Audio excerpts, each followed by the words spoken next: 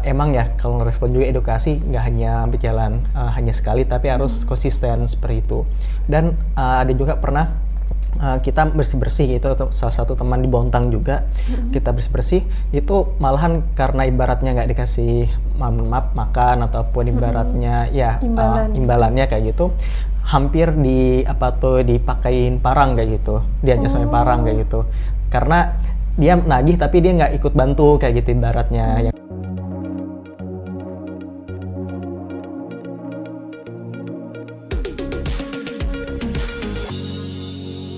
Assalamualaikum warahmatullahi wabarakatuh. Kembali lagi bersama kami di podcast Samarinda Design Hub bersama Samarinda Book Party. Jadi pada podcast kali ini kami kedatangan seorang pemuda yang menggeluti dan juga terjun di dunia lingkungan. Nah, di sini kami bersama Kak Fatur. Halo Kak Fatur. Halo. Boleh perkenalan diri dulu? Oh, boleh banget. Jadi teman-teman, perkenalin, nama aku Fatur Rahman Supianto. Teman-teman bisa panggil aku Fatur dari World Cleanup Day Kalimantan Timur dan alhamdulillah menjadi leadernya. Oke, jadi sebagai leader World Cleanup Day ini, kesibukan kakak akhir-akhir ini apa aja nih Kak? Untuk akhir-akhir ini kesibukan sih menuntaskan skripsi, tugas akhir seperti itu, dan sisanya lagi freelance project-project lapangan khususnya dalam bidang lingkungan seperti itu Kak. Oh gitu. Jadi sebutannya apa nih Kak? WCD Kaltim. WCD Kaltim. Yeah. Nah, WCD Kaltim ini latar belakangnya itu kegiatan apa sih Kak? Kita WCD ini biar teman-teman tahu kita bukan organisasi atau komunitas, tapi kita sebuah gerakan. Jadi kalau gerakan ini bukan hanya sekali aksi udah kelar, tapi kita ada terus seperti itu. Dan juga WCD ini berasal ya bahasa Inggrisnya World Cleanup Day. Kalau kita artikan adalah gerakan aksi bersih-bersih, yang mana ini serentak dan terbesar di dunia. Awal mulanya sih itu awalnya dari masyarakat negara Estonia tahun 2008 seperti itu, dan akhirnya mulai berdiri yayasan atau gerakannya itu Let's Do It nama lembaganya, dan pada akhirnya masuk ke Indonesia atau seluruh dunia di 194 negara waktu itu tahun 2018, dan akhirnya masuk juga di Kalimantan Timur pada tahun itu pertama kali gerakannya ada. Jadi gerakannya itu seperti bersih-bersih lingkungan. Betul, fokusnya seperti itu. Kalau misalnya seperti itu, kalau dari kegiatannya itu targetnya siapa sih Kak? Kalau kita targetnya seluruh elemen masyarakat seperti itu. Kita nggak ada batasi, anak generasi muda aja nih gitu, ataupun orang dewasa, pemerintah, bahkan anak kecil pun kita libatkan seperti itu. Jadi emang kalau kita gerakan aksi ini, kita tidak membatasi siapa, bahkan teman-teman ibaratnya yang hebat luar biasa seperti teman-teman yang inklusi seperti itu, kita ajak juga seperti itu. Jadi ya semuanya terlibat seperti itu. Nah, kan kakak ini menggeluti di bidang lingkungan nih Kak. Nah, kakak itu mulai sadar untuk terjun di bidang ini tuh kenapa Kak? Kalau sadar sih kembali lagi pada waktu dulu sekolah SMA ya, seperti itu. Karena waktu dulu tuh jadi wakil ketua OSIS SMA 1 Sendawar, dan ada kegiatan diundang dalam rangka dari WWF juga yang di Kubar. Ada namanya festival durian dulu tuh. Durian. Kan Kubar kan terkenal duriannya melak gitu, walaupun nggak ada kebun melaknya kayak gitu. Jadi ada kegiatannya tuh mengenal budaya festival duriannya di Linggang Melape, dan pada waktu itu akhirnya kita trekking naik gunung namanya Hutan Lindung Gunung Eno menuju dari Lamin adat Dayak, kemudian ke daerah kawasan Danau Aco, yang mana mungkin teman-teman tahu Danau Aco itu adalah danau yang terbuat dari gunung vulkanik yang telah tidak aktif gitu, yang purba seperti itu. Kita tembus selama 1 jam seperti itu. Dari sana awalnya mulai ada kayak keinginan diterjun ke lingkungan, dan akhirnya kuliah juga di basisnya yang ada lingkungan, pendidikan biologi seperti itu. Diajak sama kakak-kakak ya aksi bersih, galang dana seperti itu sih awal mulanya. Nah, untuk di kegiatan ini kan targetnya itu kan siapa aja kan Kak? Yeah. Nah, itu kakak ada pendekatan-pendekatan khusus nggak Kak untuk kayak ngajak-ngajak orang buat sadar bersih-bersih ataupun untuk sadar akan kebersihan lingkungan gitu Kak? Dan kalau untuk pendekatan sih biasanya kan kita selalu terjun ke lapangan langsung ya, ketemu sama masyarakat. Dan masyarakat ini banyak banget jenisnya seperti itu. Dalam artian jenis ini bukan, tapi lebihnya tipe dalam respon kegiatan kita. Biasanya kita pendekatannya itu kita selalu mengajak, misalkan kita kegiatan di contohnya adalah di Karangmumus kayak gitu. Kita selalu melibatkan informasi kepada RT, RW-nya atau bahkan lurahnya dan mengajak masyarakat sekitar. Namun dalam mengajak itu kita selalu ibaratnya mengajak atau mengedukasi juga. Kadang juga ada dapat respon yang kurang baik, seperti dalam artian pada saat kita aksi pasti ada yang bilang gini, ngapain sih bersih-bersih gitu, kotor juga, lebih baik makan pisang goreng gitu, enak kayak gitu kan ibaratnya. Karena emang ya kalau respon juga edukasi nggak hanya berjalan hanya sekali, tapi harus konsisten seperti itu.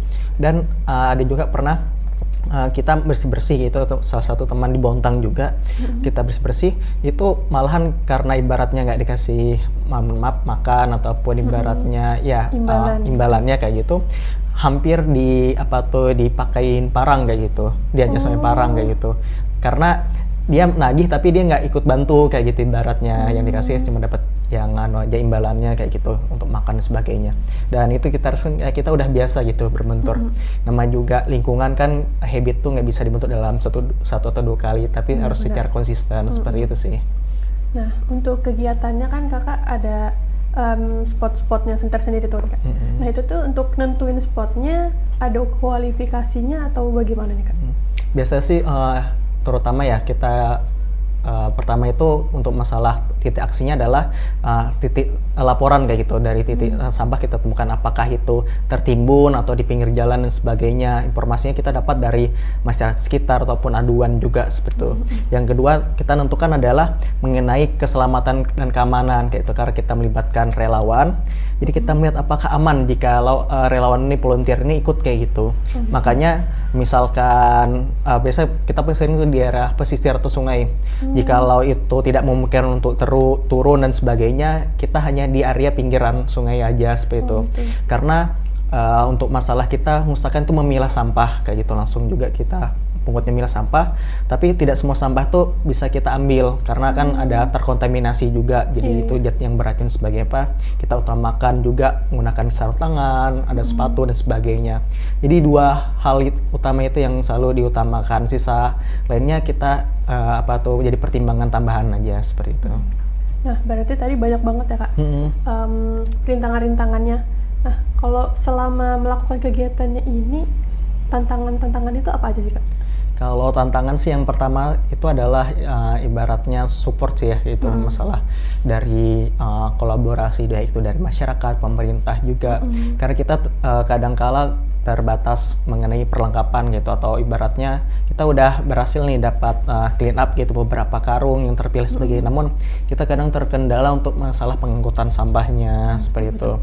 Karena ibaratnya jalurnya untuk diangkut itu sempit ataupun agak sulit lah ibaratnya medannya. Kemudian yang kedua adalah menjadi kendala adalah pada saat kita mau clean up tapi masyarakat sekitar tidak mendukung kayak gitu. Mungkin alasannya ada apa nih rame-rame, kita tidak mau gitu, misalkan mau ya nanti warga aja, tapi ada hal lain ibaratnya jadi nggak bisa berkegiatan di sana. Dan hal itu sih yang paling kita tantangan terbesarnya. Dan yang ketiga adalah untuk generasi muda sih, sering yang paling tahu mengenai lingkungan, isu lingkungan sekarang generasi muda, namun pas diajak ibaratnya membuat botol tumbler kayak gitu untuk mengurangi botol sekali pakai atau tote bag dan sebagainya, itu masih kurang banget kayak gitu. Dan ya, Kak? Sangat sulit, dan juga biasa tuh mereka beli di warung akhirnya buang sampah sembarangan, itu sangat disayangkan. Dan juga kadang teman-teman ibaratnya yang mohon maaf yang merokok dan sebagainya, putung rokoknya tuh dibuang sembarangan, padahal itu termasuk limbah B3 dan juga residu seperti itu. Itu sih yang sangat cukup jadi PR banget buat kita. Oh ya. Terus untuk kegiatan ini kan tadi ada untuk mengetahui spot-spot selanjutnya yang akan dilakukan, itu kan kita menampung masukan-masukan dari masyarakat atau gimana. Itu dari BCD-nya sendiri ada medianya kah atau bagaimana untuk menampung masukan-masukan dari masyarakat itu? Biasa sih beberapa masukan tuh dapat kita dari DM gitu, DM dari Instagram kita @bcdid.isborneo seperti itu. Kalau di Samarinda tinggal ubah belakangnya Samarinda, Bontang dan sebagainya. Jadi dapat laporan seperti itu, lalu biasanya juga kita dapat ibaratnya dari grup-grup informasi, ada ngirim foto aja gitu. Oh ini di titik A ada spot yang bisa di clean up kan kayak gitu dan sebagainya. Bahkan kalau di Samarinda banyak banget gitu, apalagi ketika hujan kayak gitu, Oh, iya, betul-betul. yang tertimbun dan sebagainya. Nanti kita setelah itu kita bersihkan dan sebagainya.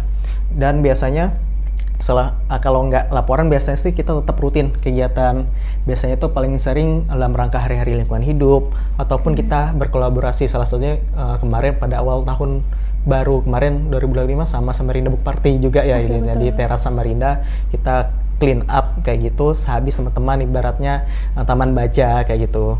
Dan juga kita ingin mengenalkan kalau ruang terbuka hijau kayak itu atau ruang publik itu harusnya dimanfaatkan dan juga dijaga kebersihannya, terutama masalah pilah sampahnya seperti itu. Berarti untuk yang collab bersama Samarinda Book Party kemarin itu tujuannya untuk membersihkan taman baca, kemudian untuk biar menyadarkan akan kebersihan lingkungannya juga kepada orang-orang. Benar banget, karena salah satu teman aku juga yang ibaratnya dari Nawadara Indonesia itu ada pernah meriset seperti itu, kalau ibaratnya healing kayak gitu di ruang terbuka hijau ataupun suasana alam yang nyaman pokoknya dan bersih seperti itu meningkatkan kayak gitu healingnya kayak gitu atau ketenangan jiwanya. Jadi kayak kalau kita stres saya kira berapa persen itu ibarat tersalurkan seperti itu. Maka dari itu ingin mengenalkan ke teman-teman, makanya kita melihat kayak gitu sekarang ruang terbuka hijau di kota Samarinda mulai dibenahi kayak gitu. Namun tetap aja kita harus melihat beberapa poin, misalnya tempat tong sampahnya kayak gitu harusnya dicek sesuai pilahnya kayak gitu untuk buang sampah, ataupun ada ruang untuk merokok ya bahasanya itu harusnya di sana aja, nggak boleh bawa jalan sebagainya, karena beberapa seringkali kulihat masih ada yang merokok sambil jalan, buang puntung rokoknya bahkan ya vape kayak gitu yang nggak tahu, padahal kan ada umum ya, apalagi ada anak-anak itu sangat kasihan banget, anak-anak di usia dini berbahaya banget seperti itu sih yang harus kita kawal bahasanya untuk KTR seperti itu, kawasan tanpa rokok. Kemudian untuk di kegiatan ini kan harapan kakak untuk pemerintah bisa membantu ataupun menyadarkan itu bagaimana kak? Kalau untuk menyadarkan sih ibaratnya ada didukung sama arah-arah kebijakan yang ibaratnya mengarah kepada keadilan sosial dan lingkungan gitu, khususnya mengenai pengolahan sampah, dan juga sesuai arahan atau pernyataan dari Pak Hanif, Menteri Lingkungan Hidup seperti itu, menargetkan tahun 2029 ini pengolahan sampah itu 100% terkelola kayak gitu. Jadi bukan hanya lagi 60%, 70%, tapi 100% tahun 2029. Benar banget. Dan makanya arahan sekarang adalah salah satu kebijakannya itu adalah TPA, tempat pemrosesan akhir sampah itu yang sistemnya open dumping atau terbuka itu ditutup. Kayak gitu, makanya awalnya kita di kota Samarinda yang Bukit Pinang dialihkan ke Sambutan, dan juga mulai proses lagi kayak gitu bagaimana sih mengatasinya. Karena itu salah satu bentuknya, maka mengurangi itu adalah kita harus pilah sampah dari rumah kayak gitu.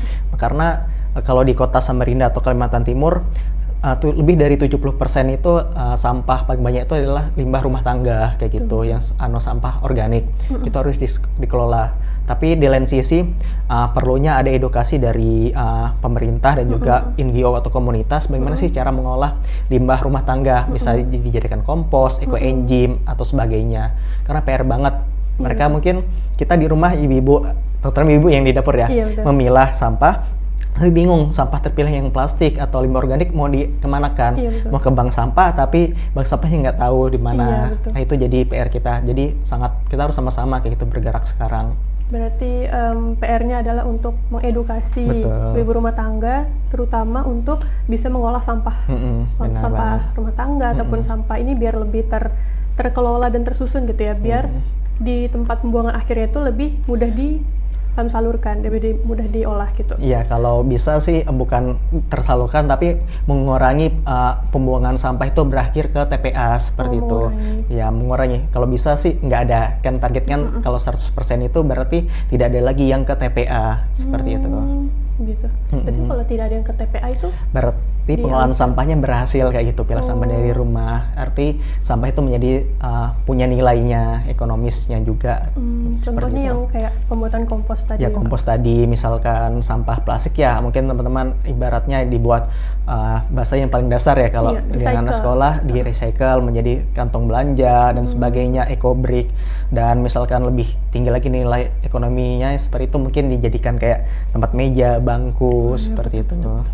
Nah, dari kegiatan-kegiatan yang kakak lakuin ini yang paling berkesan nih kapan nih kak? Atau gimana itu? Tentu yang paling berkesan sih bagi kita pengurus Working Labdi itu hari puncaknya, bertepatan tanggal 20 September, sesuai udah dari tahun kemarin kayak gitu udah terdaftar di kalendernya PBB sebagai hari bersih-bersih sedunia seperti itu. Dan itu bukan hanya di Kalimantan Timur tapi seluruh dunia kita melaksanakan 20 September dan itu mulai dari awal bulan sampai akhir bulan, biasanya 1 bulan puncak seperti itu. Dan beberapa tahun terakhir di Kalimantan Timur itu lebih dari 20.000 relawan selalu terlibat dan kalau tonnya sih lebih dari 20.000 juga kayak gitu ton. Dan beberapa kali mendapat predikat dari nasional persentase volunteer dan juga tonase sampah terbanyak di Kalimantan seperti itu. Ya kalau ibaratnya tonase sampah dari relawan se-Indonesia kita ibaratnya masuk 10 besar karena yang paling banyak tuh daerah Jawa, biasanya sih Jawa Tengah, Bali, Jawa Barat. Jadi menurut kakak untuk daerah Kalimantan ini sudah cukup sadar ya untuk masyarakatnya ataupun anak-anak mudanya terhadap sampah ini? Kalau mengenai kesadaran sih menurut aku lebih meningkat terus-menerus gitu kesadaran. Cuma masih belum ibarat dalam taraf standar ibaratnya sudah baik itu beluman sih, dikarenakan pasti kalau kita ketemu tempat ibarat tempat wisata dan sebagainya masih ada aja menemukan sampah yang ditinggal seperti itu. Dan paling contohnya apalagi di Kalimantan Timur kan cukup gila konser ya ibaratnya.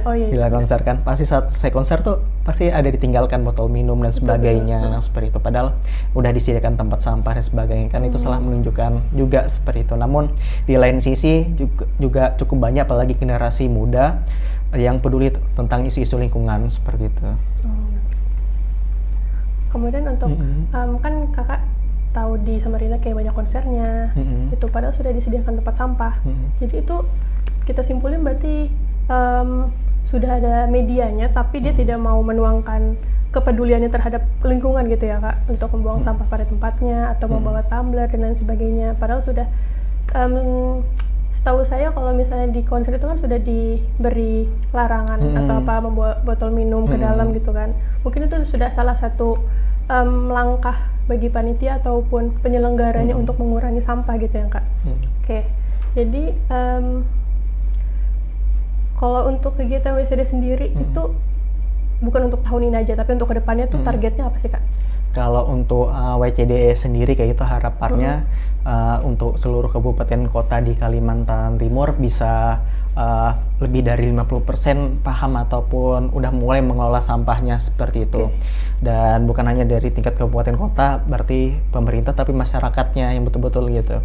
Baik itu ibaratnya membuat bank sampah ataupun TPS 3R terpadu seperti itu. Karena tidak semua kondisi harus buat bank sampah, tapi bisa jadi solusinya adalah TPS 3R seperti itu. Dan kedua adalah harapannya semakin banyak produk-produk ataupun hasil olahan yang bisa diolah dari jenis sampah gitu, mulai dari sampah plastik, sampah organik dan sebagainya seperti itu. Karena kita cukup terlambat banget kayak gitu di daerah Kalimantan Timur untuk mengenai produk-produk dari olah sampah seperti itu. Kita kalah banget dari teman-teman yang di Jawa, dan harapannya untuk kita buat produk dan riset ini bisa didukung oleh pemerintah dan juga ibaratnya dari perusahaan atau NGO seperti itu, karena emang budget pengelolaan limbah ini cukup tinggi banget gitu. Nah, mungkin apa tuh Kak Ulia tahu banget ya Tugu Pesut yang ada di Simpang Lembus gitu kan, itu berasal dari limbah plastik kayak gitu. Orang taunya tuh melihat dari segi nilai pembangunannya aja, malah ada pesan kayak gitu, karena emang semahal itu untuk pengelolaan limbah kayak gitu ibaratnya, apalagi memiliki nilai estetika seperti itu. Dan itu menjadi PR dan sampai sekarang makanya di wilayah Kalimantan Timur belum mana ada pengolahan limbah gitu atau pabriknya secara khusus tuh mengelolanya. Kadang-kala kita ngumpulkan dan dikirim ke Jawa untuk mengolahnya seperti itu. Oh begitu Kak. Nah, saya baru tahu tuh yang tadi patung pesut itu ternyata terbuat dari limbah plastik. Limbah, betul. Limbah sampah ya? Iya. Oke. Untuk kegiatan WCD sendiri ini biasanya kegiatannya dilakukannya kapan aja sih Kak? Biasanya kembali lagi kegiatan WCD ini dari hari-hari lingkungan hidup seperti hari kemarin tanggal 22 Mei kayak gitu atau April kita ada Hari Bumi, kemudian 5 Juni kemarin Hari Lingkungan Hidup seperti itu, dan kemungkinan lagi bulan depan dalam rangka Hari Kemerdekaan, dan tentunya pada bulan September hari puncaknya gitu. Kita selalu ada setiap bulan dalam hari-hari besar dan hari-hari lingkungan kita selalu ada kegiatan hari lingkungan. Kita bukan hanya sebatas clean up, kita biasanya juga aksi nanam pohon, workshop kayak gitu, pengolahan limbah, webinar atau talk show, bahkan ibaratnya juga kita bisa audiensi atau mengawal kebijakan-kebijakan pemerintah seperti itu. Berarti nggak harus ke lingkungan, terjun ke lingkungannya langsung, bisa melalui edukasi seperti workshop dan lain-lain kegiatan itu. Ya, benar banget. Biasanya juga salah satu program kerja kita ada namanya GTS, Goes to School and Campus. Biasanya gitu. kita ke sekolah ini biasa ke SD, SMP, SMA, dan juga mendukung program sekolah adiwiyata. Kita juga membantu pembinaan seperti itu. Gitu Kak. Oke. Jadi Kakak ada ini nggak sih Kak, closing statement untuk teman-teman generasi muda ataupun masyarakat biar lebih sadar akan pengolahan sampah di Samarinda terutama? Kalau untuk ibaratnya yang ingin saya sampaikan kepada teman-teman semua, mari kita lakukan kegiatan kecil yang secara konsisten seperti itu, mulai dari membuat botol tumbler, membuat tote bag, buang sampah sesuai pilihannya seperti itu, yang dilakukan secara konsisten, dan hal kecil ini istilah akan berdampak secara besar dan merupakan aksi yang keren. Aku mengutip dari pernyataan dari kakak tingkat aku, Kak Wawan, jika ingin kita melihat mimpi semuanya, mimpi aku melihat Indonesia bersih menjadi mimpi kita semua, maka lakukan dari sekarang. Jika tidak kita lakukan dari sekarang, maka Indonesia akan menjadi pulau plastik. Dan dari Pak Misman juga pernah memberikan wejangan kepada kami anak-anak muda, jangan berbangga melakukan hal-hal yang besar, tapi berbanggalah jika melakukan hal kecil. Dan ingat, gerakan dilakukan untuk mengambil selai sampah ini bukan untuk menghabiskan sampah plastik, tapi menghabiskan kebiasaan-kebiasaan buruk manusia yang melukai atau merusak lingkungan seperti itu. Terima kasih. Jadi betul sekali. Jadi kita bisa mulai untuk dari diri kita sendiri. Nah, kita bukan berharap orang lain untuk membersihkan atau sebagaimana, tapi kita harus mulai dari diri kita sendiri, merubah cara gaya hidup yang lebih baik dan juga yang lebih sehat untuk menuju Indonesia yang lebih sehat. Begitu saja dari kami. Terima kasih Kak Fatur. Terima kasih dari podcast Samarinda Design Hub dan juga Samarinda Book Party. Wassalamualaikum warahmatullahi wabarakatuh.